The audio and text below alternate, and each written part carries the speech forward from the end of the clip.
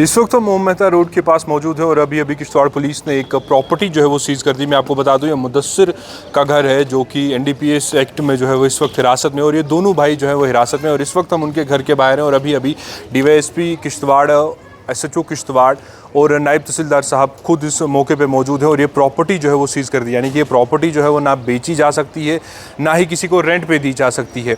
और मैं आपको बता दूं, किश्तवाड़ पुलिस पिछले काफ़ी लंबे समय से जो है वो ड्रग्स को लेकर लगातार काम कर रही है और एक किश्तवाड़ में ड्रग फ्री माहौल बनाने की कहीं ना कहीं कोशिश की जा रही है। लेकिन इस तरीके के लोग जो अभी भी ड्रग्स में मुलविस हैं, न केवल ड्रग्स में मुलविस बल्कि किश्तवाड़ में ड्रग्स बेच भी रहे हैं, और उसके बाद एक सख्त कार्रवाई जो है वो डिस्ट्रिक्ट पुलिस किश्तवाड़ की तरफ से देखने को मिली। अभी हम ओम मेहता रोड के पास मौजूद है। मुदस्सिर नाम का एक शख्स जो पिछले काफ़ी लंबे समय से जो है वो ड्रग्स में इन्वॉल्व था और एनडीपीएस एक्ट में लगभग 3 एफआईआर लग चुकी हैं, और इस वक्त वो शख्स जो है वो हिरासत में, और उसका घर जो है वो सीज़ कर दिया और सीज़ किया है।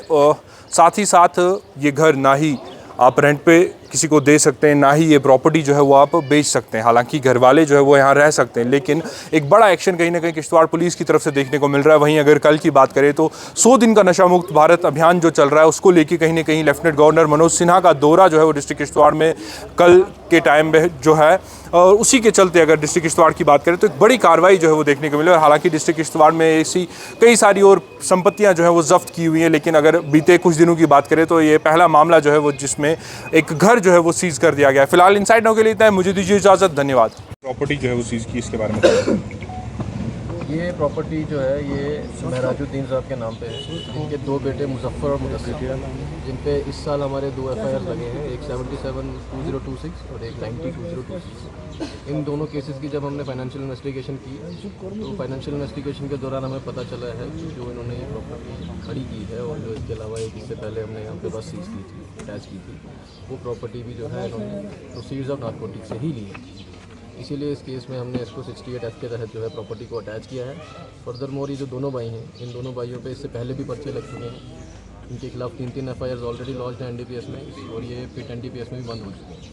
सर, और भी कहीं यहाँ पर जो ड्रग पेडलर्स हैं जो शहर के अंदर इस तरीके की वबा को फैला रहे हैं, क्या उनके खिलाफ भी ऐसी कार्रवाई देखने को आने वाले दिनों के अंदर देखने को मिलेगी? हमारे पास जितने भी अभी हमने एनडीपीएस केसेस जो है हमारे पास जो है अंडर इन्वेस्टिगेशन है, उन सब में फाइनेंशियल इन्वेस्टिगेशन जारी है।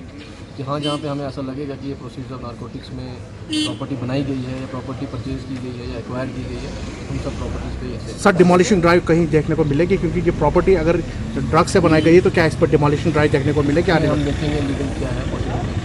सर, एक आखिरी सवाल, कल लेफ्टिनेंट गवर्नर साहब का जो है विजिट है, उसको लेके प्रिपरेशन जो है किश्तवाड़ पुलिस की तरफ से क्या कुछ रह रही है? फुल प्रिपरेशन है हमारे पास, पूरी तरह से सिक्योरिटी डिप्लॉयड है, और जो है जो एडी साहब का जो विजिट होगा वो अच्छी तरह से बढ़िया होगा। उसके अलावा थैंक यू सर।